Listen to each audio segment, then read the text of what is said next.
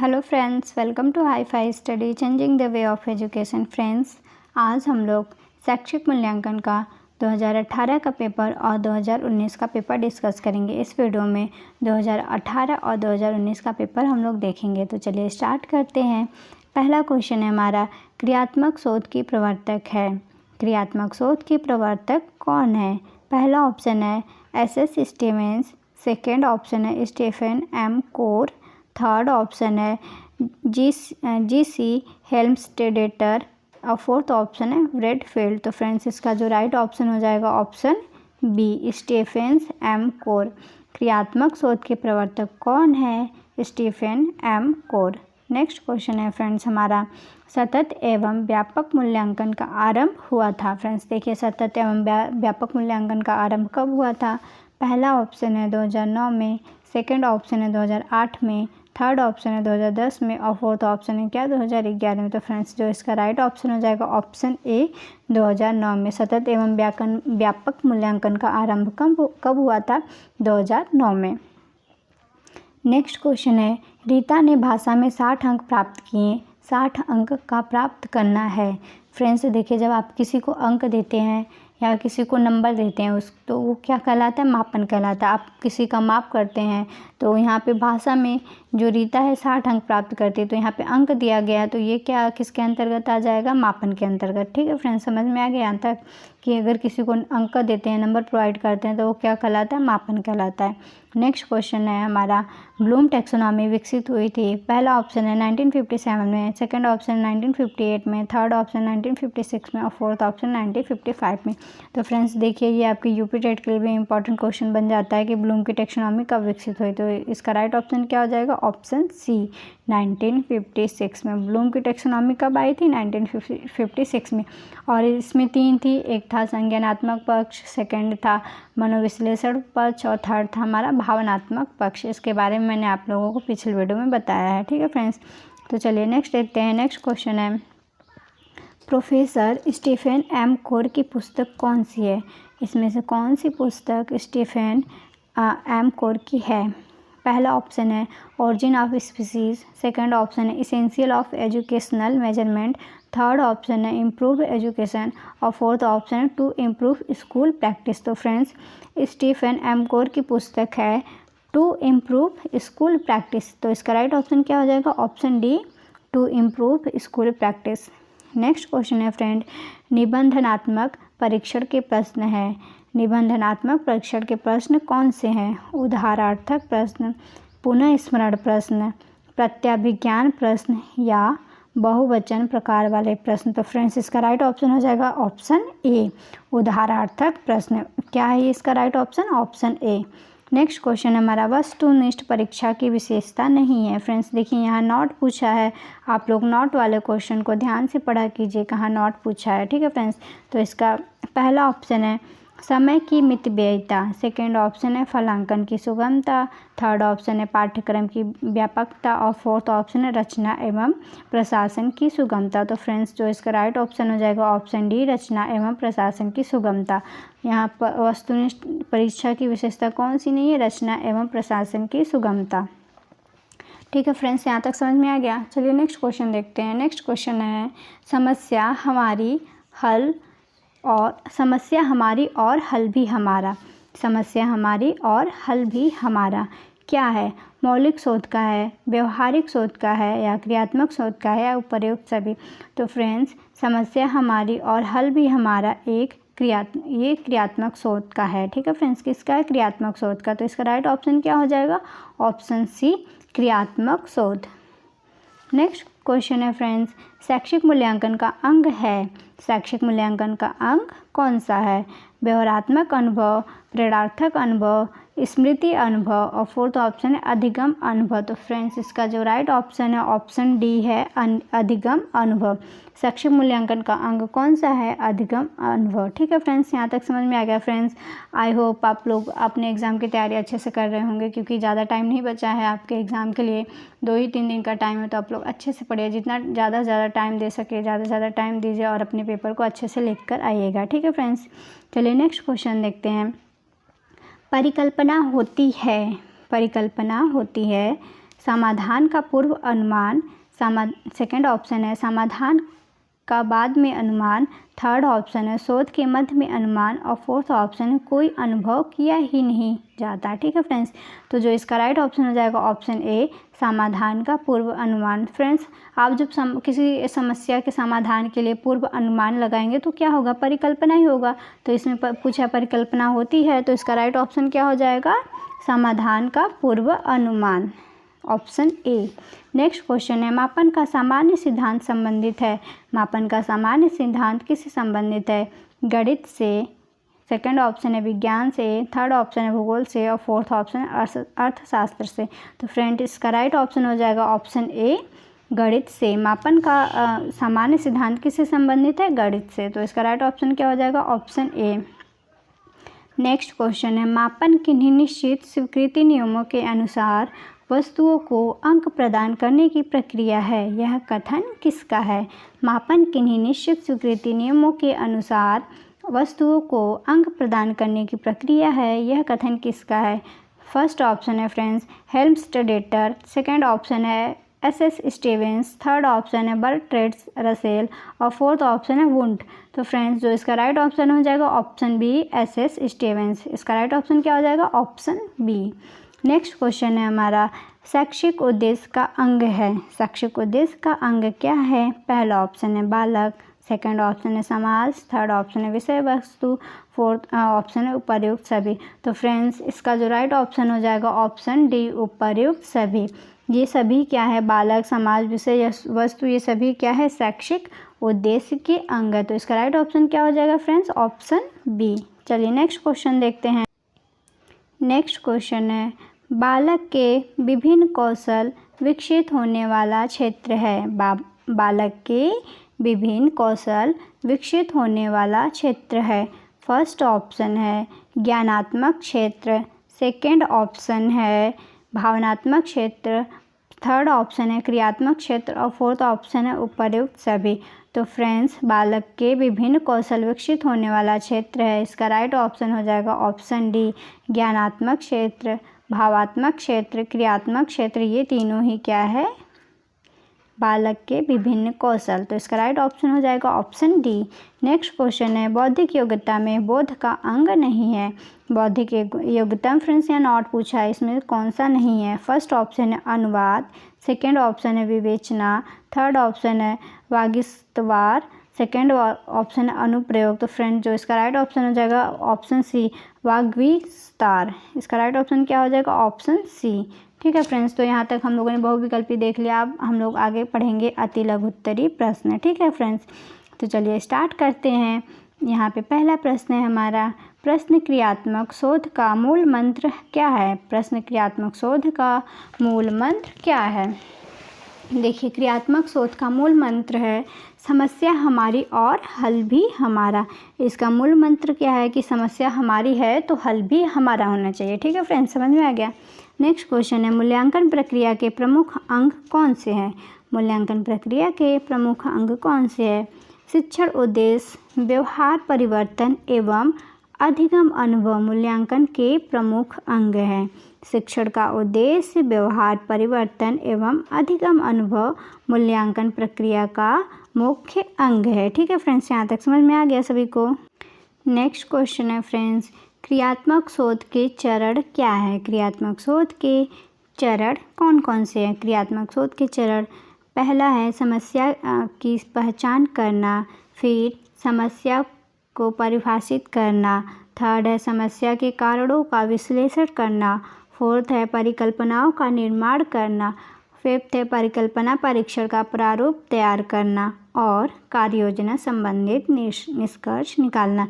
ये सब क्या है, क्रियात्मक शोध की चरण है। समस्या की पहचान करना, समस्या को परिभाषित करना, समस्या के कारणों का विश्लेषण करना, परिकल्पनाओं का निर्माण करना, परिकल्पना परीक्षण का प्रारूप तैयार करना एवं कार्य योजना संबंधित निष्कर्ष निकालना। ये सब क्या है, क्रियात्मक शोध की चरण है। नेक्स्ट क्वेश्चन है फ्रेंड्स, सतत एवं व्यापक मूल्यांकन किसके द्वारा शुरू की गई। सतत एवं व्यापक मूल्यांकन किसके द्वारा शुरू की गई।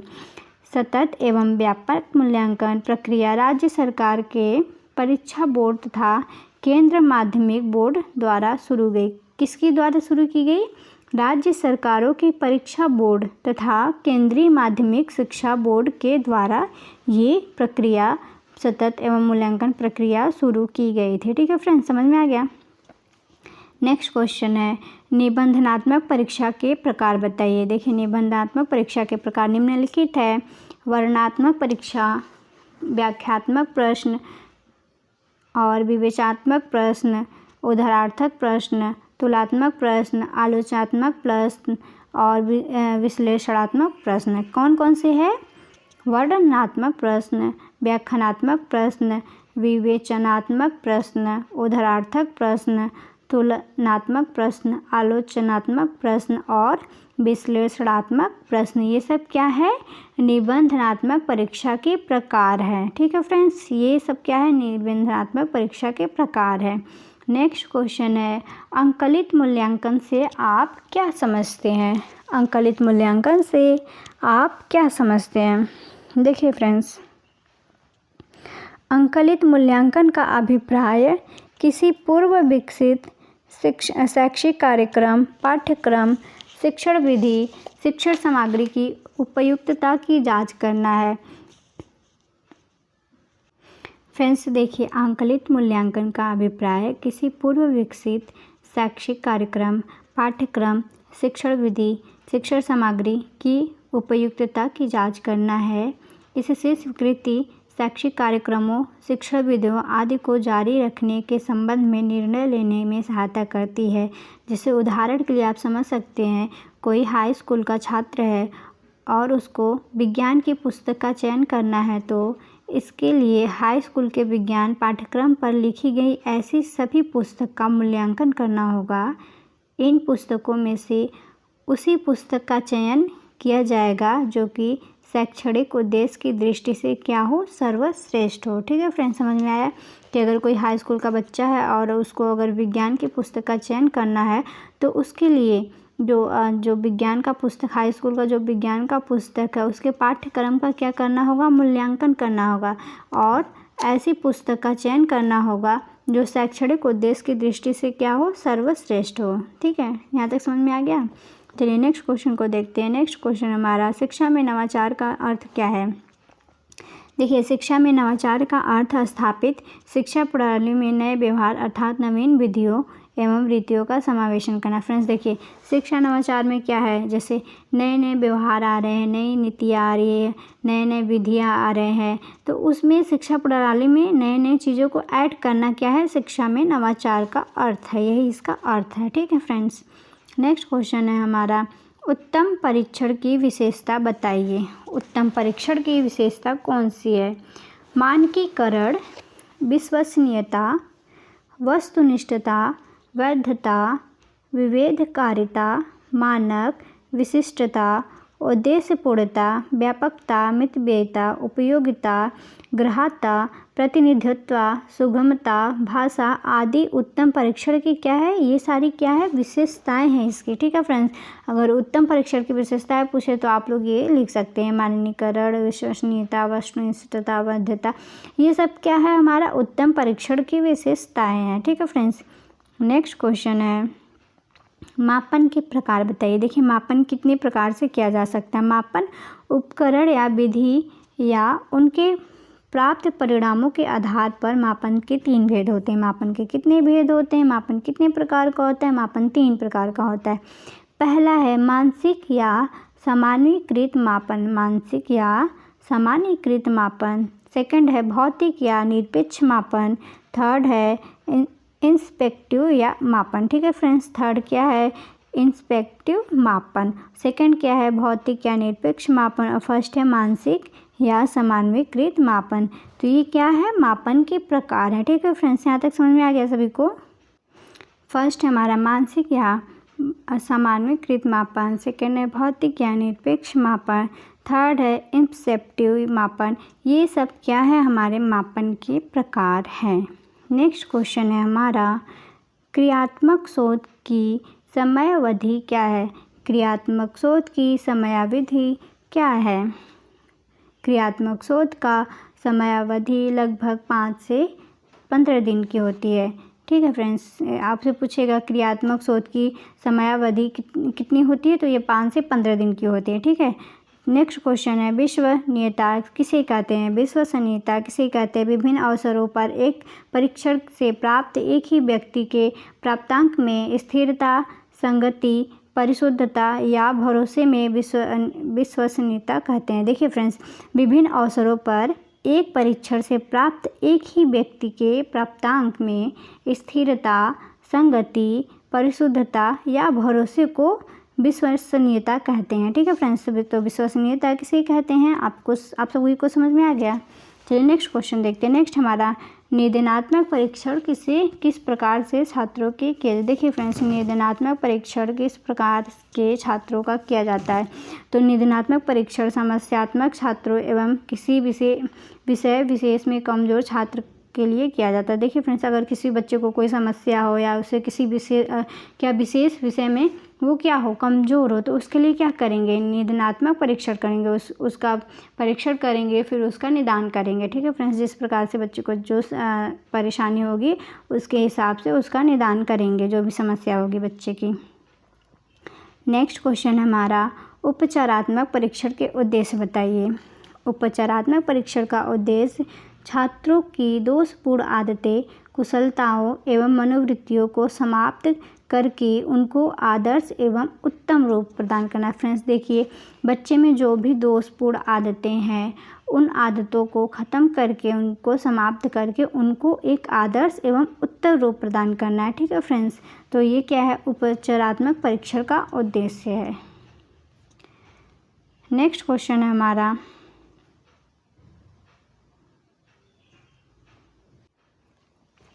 नेक्स्ट क्वेश्चन है, दक्षता आधारित मूल्यांकन से आप क्या समझते हैं? दक्षता आधारित मूल्यांकन से आप क्या समझते हैं? फ्रेंड्स देखिए, दक्षता आधारित मूल्यांकन से हमारा अभिप्राय छात्रों की दक्षता आधारित न्यूनतम अधिगम, आकलन एवं विश्लेषण करने से है, जिससे छात्र की दक्षता तथा ग्राह्यता को सुनिश्चित किया जा सके में लगाया जाता है।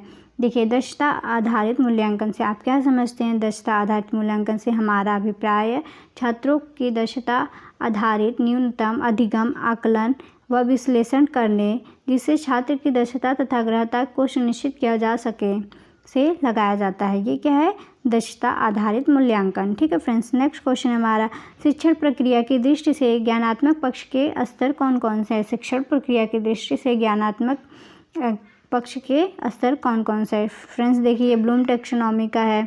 तो हम लोग शिक्षण प्रक्रिया की दृष्टि से ज्ञानात्मक का पहला स्टेप होता है ज्ञान, फिर आता है बोध। फ्रेंड्स इसको संज्ञानात्मक भी बोलते हैं। ठीक है, ज्ञान आएगा, फिर उसके ऊपर की स्टेप बोध, फिर अनुप्रयोग, फिर विश्लेषण, उसके ऊपर संश्लेषण और उसके ऊपर मूल्यांकन। ये क्या है?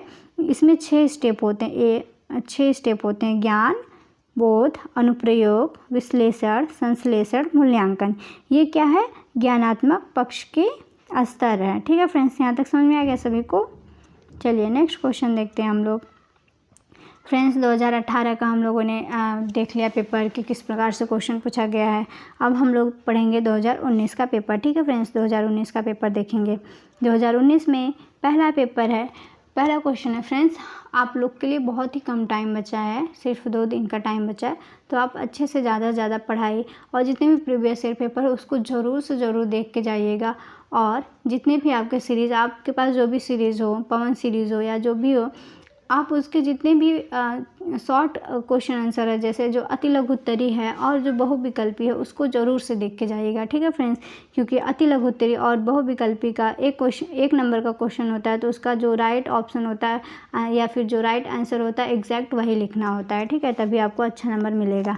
तो चलिए नेक्स्ट हमने पहला क्वेश्चन लोग देखते हैं इसका। 2019 का पेपर का पहला क्वेश्चन है, मूल्यांकन प्रक्रिया के सोपान है। मूल्यांकन प्रक्रिया के सोपान है। शिक्षण उद्देश्य पहला ऑप्शन है। सेकंड ऑप्शन है सीखने से उत्पन्न अनुभव। थर्ड ऑप्शन है व्यवहार में परिवर्तन और फोर्थ ऑप्शन उपर्युक्त सभी। तो फ्रेंड्स देखिए, शिक्षण उद्देश्य, व्यवहार में परिवर्तन, सीखने से उत्पन्न अनुभव, ये सभी क्या है? मूल्यांकन प्रक्रिया के सोपान है। मूल्यांकन प्रक्रिया के क्या है? सोपान है। नेक्स्ट क्वेश्चन है हमारा, मूल्यांकन की शैक्षिक आवश्यकता किसको होती है? मूल्यांकन की शैक्षिक आवश्यकता किसको होती है? छात्र को होती है, पहला ऑप्शन है। सेकंड ऑप्शन है शिक्षक को, थर्ड ऑप्शन है अभिभावक को, फोर्थ ऑप्शन है सभी को। फ्रेंड्स देखिए, मूल्यांकन की शैक्षिक आवश्यकता जो होती है सभी को होती है, मूल्यांकन सभी का किया जाता है, तो इसका राइट ऑप्शन क्या हो जाएगा? ऑप्शन डी, सभी को। नेक्स्ट क्वेश्चन है, सामान्य रूप से मूल्यांकन के कितने पक्ष होते हैं? तो सामान्य रूप से मूल्यांकन के कितने पक्ष होते हैं? पहला ऑप्शन है 5, सेकंड ऑप्शन है 2, थर्ड ऑप्शन है 6 और फोर्थ ऑप्शन है 4। तो जो मूल्यांकन है उसके कितने पक्ष होते हैं? मूल्यांकन के पक्ष होते हैं 4। तो इसका राइट ऑप्शन हो जाएगा फ्रेंड्स ऑप्शन डी। मूल्यांकन के कितने पक्ष होते हैं? मूल्यांकन के 4 पक्ष होते हैं। तो इसका राइट ऑप्शन क्या हो जाएगा? Option D. नेक्स्ट क्वेश्चन है, मूल्यांकन प्रक्रिया का केंद्र बिंदु होता है। मूल्यांकन प्रक्रिया का केंद्र बिंदु क्या होता है? पहला ऑप्शन है विद्यार्थी। फ्रेंड्स यहाँ पे विद्यार्थी है, ठीक है। पहला ऑप्शन क्या है? विद्यार्थी। सेकंड ऑप्शन है अध्यापक, थर्ड ऑप्शन है विद्यालय और फोर्थ ऑप्शन है प्रधानाचार्य। तो मूल्यांकन प्रक्रिया का केंद्र बिंदु होता है विद्यार्थी, ठीक है फ्रेंड्स। तो इसका राइट ऑप्शन क्या हो जाएगा? ऑप्शन ए, विद्यार्थी। नेक्स्ट क्वेश्चन है, सतत मूल्यांकन से तात्पर्य होता है। सतत मूल्यांकन से तात्पर्य होता है, पहला ऑप्शन है सत्र में 2 बार परीक्षा लेना, सेकंड ऑप्शन है सत्र में 3 बार परीक्षा लेना, थर्ड ऑप्शन है सुविधानुसार परीक्षा लेना और फोर्थ ऑप्शन है सत्र प्रारंभ से सत्रांत तक विद्यार्थी की योग्यता का आकलन करना। तो फ्रेंड्स देखिए, जो इसका राइट ऑप्शन हो जाएगा ऑप्शन डी। मूल्यांकन का यही तात्पर्य होता है कि सत्र प्रारंभ से सत्रांत तक विद्यार्थी की योग्यता का आकलन करना कि उस बच्चे में किस प्रकार की उपलब्धि हुई है या नहीं हुई है, ये क्या है? मूल्यांकन का तात्पर्य, ठीक है फ्रेंड्स। नेक्स्ट क्वेश्चन है हमारा, शैक्षिक शोध को समानतः कितने भागों में बांटा गया है? नेक्स्ट क्वेश्चन क्या है? शैक्षिक शोध को समानतः कितने बांटों में भागा गया है? वर्गों में बांटा गया है। नेक्स्ट क्वेश्चन है, फर्स्ट ऑप्शन है हमारा 7, सेकंड ऑप्शन है 6, थर्ड ऑप्शन है 3 और फोर्थ ऑप्शन है 5। फ्रेंड्स देखिए, शैक्षिक शोध को समानतः 3 भागों में बांटा गया है। तो इसका जो राइट ऑप्शन क्या हो जाएगा? ऑप्शन सी, 3 भागों में बांटा गया है, ठीक है फ्रेंड्स। यहाँ तक समझ में आ गया। नेक्स्ट क्वेश्चन है, शिक्षण अधिगम प्रक्रिया में नवाचार है।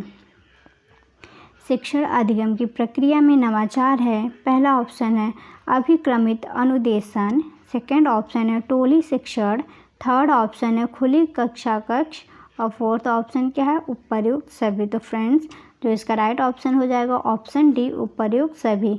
ये क्या है? शिक्षा अधिगम प्रक्रिया के नवाचार है। नेक्स्ट क्वेश्चन है, निम्न में से कौन सा ब्लूम के ज्ञानात्मक क्षेत्र के अंतर्गत नहीं आता? तो फ्रेंड्स देखिए, ब्लूम टैक्सोनॉमी में ज्ञानात्मक पक्ष में कौन सा नहीं आता है? पहला ऑप्शन है विश्लेषण, ये तो आता है। सेकंड ऑप्शन है संश्लेषण, ये भी आता है। थर्ड ऑप्शन है मूल्यांकन, ये भी आता है। फोर्थ ऑप्शन है मूल्य आंकना। तो फ्रेंड्स जो इसका राइट ऑप्शन है ऑप्शन डी, मूल्य आंकना, ये ब्लूम के टैक्सोनॉमी के अंतर्गत ज्ञानात्मक पक्ष में नहीं आता है, ठीक है फ्रेंड्स। यहाँ नॉट पूछा है इसका, तो राइट ऑप्शन हो जाएगा ऑप्शन डी। नेक्स्ट क्वेश्चन हमारा ब्लूप्रिंट है। ब्लूप्रिंट क्या है? पहला ऑप्शन है प्रश्न पत्र की आधारशिला, सेकंड ऑप्शन है शिक्षण की आधारशिला, थर्ड ऑप्शन है विद्यालय की आधारशिला, फोर्थ ऑप्शन है इनमें से कोई नहीं। तो फ्रेंड्स जो इसका राइट ऑप्शन हो जाएगा ऑप्शन ए, ब्लूम प्रिंट है प्रश्न पत्र की आधारशिला। ब्लूप्रिंट क्या है? प्रश्न पत्र की आधारशिला है। तो इसका राइट ऑप्शन क्या हो जाएगा? Option A. Friends next question है, क्रियात्मक शोध का मूल आधार है। क्रियात्मक शोध का मूल आधार क्या है? समस्या का तुरंत हल, सेकंड ऑप्शन है समस्या भी हमारा हल भी हमारा, थर्ड ऑप्शन है सिद्धांत का निर्माण करना, फोर्थ ऑप्शन है बड़ी से बड़ी समस्या का हल। तो फ्रेंड्स इसका जो राइट ऑप्शन हो जाएगा ऑप्शन बी हो जाएगा, समस्या भी हमारा और हल भी हमारा। क्रियात्मक शोध का मूल आधार क्या है? समस्या भी हमारा और हल भी हमारा। फ्रेंड्स नेक्स्ट क्वेश्चन है, किस समस्या का प्रस्तावित उत्तर कहलाता है? किस समस्या का प्रस्तावित उत्तर कहलाता है? पहला ऑप्शन है व्यतिकरण, सेकेंड ऑप्शन है समीक्षा, थर्ड ऑप्शन है प्रत्ययरण, फोर्थ ऑप्शन है परिकल्पना। तो फ्रेंड्स जो इसका राइट ऑप्शन हो जाएगा ऑप्शन डी परिकल्पना। किसी समस्या का प्रस्तावित उत्तर होता है परिकल्पना। किसी समस्या का प्रस्तावित उत्तर क्या होता है? परिकल्पना। फ्रेंड्स नेक्स्ट क्वेश्चन है क्रियात्मक शोध का अंतिम चरण होता है। क्रियात्मक शोध का अंतिम चरण क्या होता है?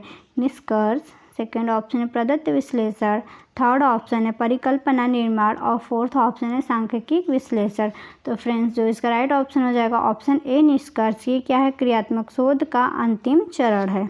नेक्स्ट क्वेश्चन है दिल्ली का लाल किला किसने बनवाया था? यह किस प्रकार का प्रश्न है? दिल्ली का लाल किला किसने बनवाया था? यह किस प्रकार का प्रश्न है? तो फ्रेंड्स फर्स्ट ऑप्शन है स्मृति संबंधित, सेकेंड ऑप्शन है विचारोत्तेजना, थर्ड ऑप्शन है तर्क संबंधित और फोर्थ ऑप्शन है विकासात्मक। तो फ्रेंड्स जो इसका राइट ऑप्शन हो जाएगा ऑप्शन ए स्मृति संबंधित। अगर आप किसी से पूछते हैं कि दिल्ली का लाल किला किसने बनवाया तो वो क्या करेगा? अब उसको याद, वो पढ़ा होगा तो उसको याद करने की कोशिश करेगा कि दिल्ली का लाल किला किसने बनाते हैं। किससे संबंधित है? स्मृति से संबंधित है। ठीक है फ्रेंड्स। नेक्स्ट क्वेश्चन है सामुदायिक सहभागिता में नवाचार है। सामुदायिक सहभागिता में नवाचार है।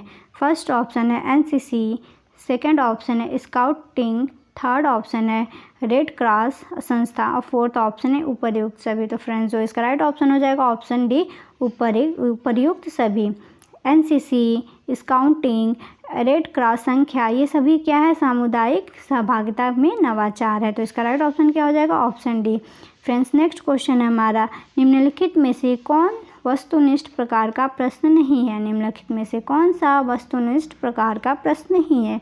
फर्स्ट ऑप्शन है बहुविकल्पी प्रश्न, सेकेंड ऑप्शन है एकांतर पद, थर्ड ऑप्शन है लघु उत्तरी प्रश्न और फोर्थ ऑप्शन है मिलान पद। तो फ्रेंड्स इसका जो राइट ऑप्शन हो जाएगा ऑप्शन सी हो जाएगा लघु उत्तरी प्रश्न। निम्नलिखित में से ये देखिए वस्तुनिष्ठ मतलब बहुविकल्पी प्रश्न होगा, एकांतर पद होगा, मिलान वाला पद भी होगा, लेकिन जो ये लघु उत्तरी प्रश्न है ये नहीं होगा। ठीक है, तो यहाँ पे नॉट पूछा है तो इसका राइट ऑप्शन क्या हो जाएगा? Option C. ठीक है फ्रेंड्स, आई होप आप लोगों को सारे प्रश्न अच्छे से समझ में आए हों। अगर अच्छे से समझ में आया तो वीडियो को लाइक कीजिएगा और हमारे चैनल को सब्सक्राइब कीजिएगा। फ्रेंड्स आप लोग को एग्ज़ाम में बहुत कम टाइम बचा है तो आप लोग अच्छे से पढ़ाई कीजिए और अच्छा नंबर लाइएगा अपने एग्ज़ाम में। ठीक है फ्रेंड्स, मिलते हैं नेक्स्ट वीडियो में। तब तक के लिए टेक केयर, बाय बाय। आप लोग अपना ख्याल रखिए और अपनी पढ़ाई अच्छे से करते रहिए।